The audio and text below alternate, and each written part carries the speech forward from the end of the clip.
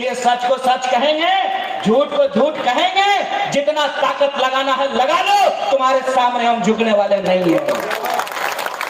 हम सही को सही भी बोलेंगे तो उस सही को गलत बना करके हमको जेलों में बंद करके छोड़ दिया जाएगा। राजनीति भी मजाक नहीं है, किसी को चांस देने की बात नहीं है। इसमें भी आपको तजुर्बे को वैल्यू देना चाहिए। जो देश के लिए लड़ा है, मौसम सर्द है, राजनीति की हवा बहुत गर्म चल रही है, जिसे देखिए वो अपने तरीके से, हमारे यहाँ एक कहावत कही जाती है, कोई भी इंसान अपने दही को खट्टा नहीं कहता, कोई भी इंसान अपने बेटे को बुरा नहीं कहता, हर किसी को अच्छा लगता है। जिस सियासत की बात आप करेंगे, हर कोई किसी न किसी तरीके का दावा करता हुआ नजर आता है। लेकिन मैं कांग्रेस पार्टी के बिहाफ पे एक बात आपसे कहना चाहता हूं और आपसे भी आपकी राय जानना चाहता हूं। क्या आप तमाम लोग आज जो जमहूरियत की हालत है, आज जो लोकतंत्र को एक तमाशे में तब्दील कर दिया गया है, आज जिस तरीके से कुछ मुट्ठी भर लोगों ने पूरे के पूरे चुनाव को अपने धन बल और बाहुबल से जिस तरीके से अपनी गिरफ्त में ले लिया है, उससे आपको तकलीफ होती है कि नहीं होती है? आपको उकलाहट और बेचैनी होती है कि नहीं होती है? इसी बेचैनी को दिल्ली में कांग्रेस पार्टी के नेतृत्व ने महसूस किया। मुझे कोई हक नहीं बनता है कि मैं दिल्ली से चल करके किसी भी राज्य में जाऊं और लोगों को कहूं कि उनको क्या करना चाहिए। सवाल ये उठता है, चुनाव हो रहा है और चुनाव प्रचार का शोर है चारों तरफ, किसी का भी चुनावी रैली आप देख लीजिए, ये जमहूरियत की खूबसूरती है कि कातिल भी अपने आप को बेगुनाह कहता है। ये जमहूरियत की खूबसूरती है कि कातिल भी अपने आप को बेगुनाह कहता है। ये जो सवाल है, ये जो हमारा दर्द है, उस दर्द को हम आपसे साझा करने के लिए आए हैं। हमारे सामने आज ये चुनौती है कि आप देख लीजिए, खरीदे हुए मीडिया का इस्तेमाल करके, व्हाट्सएप ग्रुप का इस्तेमाल करके किस तरीके से बात को बतंगर बनाया जाता है। सवाल किसी को जिताने का, किसी को एमएलए बनाने का नहीं है, सवाल हक न्याय और बराबरी का है। और इस हक न्याय और बराबरी में आप और हम कहां खड़े हैं, मैं समझता हूं कि आपका जूता मेरे पांव में और मेरा जूता आपके पांव में है, क्योंकि हम इस देश की आम आवाम हैं।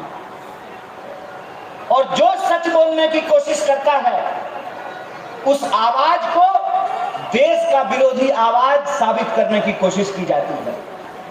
जो समाज में एकता की बात करता है, उसको टुकड़ा टुकड़ा बताया जाता है।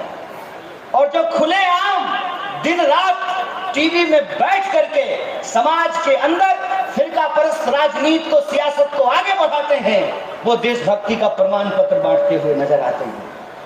ऐसी परिस्थिति में आज जो हमारे सामने चुनाव हो रहा है, तो हमको ये पहचानना पड़ेगा कौन हमारे दोस्त हैं और कौन मतलब के यार हैं। इसका पहचान करना जरूरी है। मैंने शुरू में कहा कि मेरा कोई दावा नहीं है कि मैं दिल्ली से आकर के आपको बताऊं कि आपके लिए जरूरी क्या है, लेकिन मैं जब दिल्ली में था तो हमने ये देखा है। एक इतिहास हम पढ़े थे कि जब दिल्ली में दंगा हो रहा था, नेहरू जी गुजर रहे थे, तो कार जबरदस्ती रुकवा करके भीड़ में चले गए, पत्थर खाई और दंगे को बंद कराया।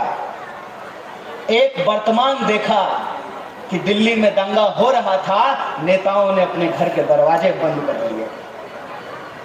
ऐसी परिस्थिति में जब जिनको ताकत दिया हमने, जमहूरियत में जिनको चुना हमने, वो अगर नहीं बोलेंगे, वो अगर आवाज नहीं उठाएंगे, तो हम आम आवाम किनके पास जाएंगे, हम अपने सवालों की गुहार कहां पर लगाएंगे, ये सवाल आज हमारे सामने उठ करके खड़ा है।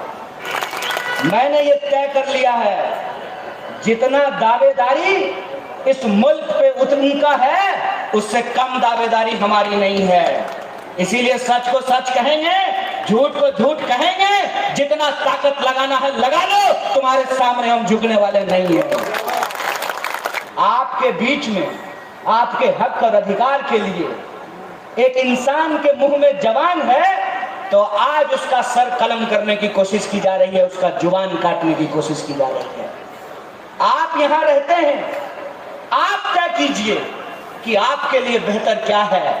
मैं बस एक बात जानता हूं, इस मुल्क के किसी कोने में न्याय, हक और बराबरी के लिए, आवाम की एकता के लिए कोई आवाज अगर उठ रही हो, तो उस आवाज के साथ मुकम्मल तौर पे हम खड़े होंगे, अपनी एकता को प्रदर्शित करेंगे। इसीलिए हम आपके बीच में आए हैं। जब हम आपके बीच आए हैं तो कुछ और मोटी मोटी बातें करना चाहते हैं। इन्हीं बातों के साथ देश के अंदर जिस तरह की चीजें चल रही है, उसके संबंध में भी बस एक दो बात बोलना चाहता हूं। हमारे लिए चुनाव महज चुनाव नहीं रह गया है, हमारे लिए चुनाव अपने वजूद की लड़ाई बन चुकी है। ये बात हमको समझना पड़ेगा। हमारे देश के नौजवान, हमारे घर की माँ और बहनें जिस इनसिक्योरिटीज में जीती हैं, जिस असुरक्षा की भावना में जीती हैं, इसको आप तमाम लोग महसूस कर रहे होंगे। आए दिन दिल दहलाने वाला वीडियो आता है, किसी की आबरू से खेला जाता है, किसी के अधिकारों से खेला जाता है, किसी को पढ़ने से रोका जाता है, किसी को अपने मनपसंद खाने से रोका जाता है।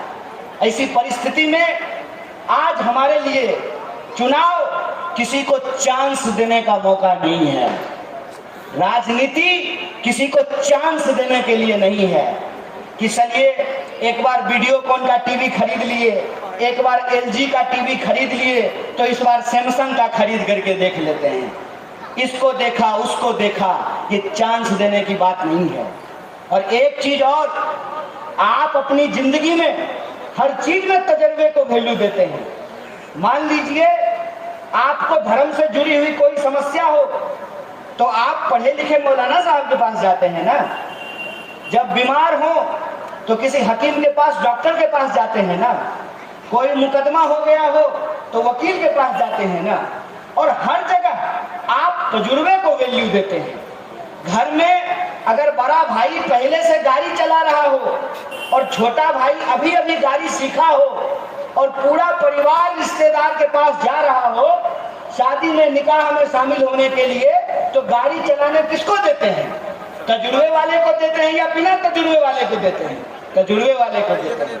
जीवन का हर निर्णय में आप तजुर्बे को वैल्यू देते हैं। तो मैं आपसे आग्रह करता हूं कि राजनीति भी मजाक नहीं है, किसी को चांस देने की बात नहीं है। इसमें भी आपको तजुर्बे को वैल्यू देना चाहिए, जो देश के लिए लड़ा है।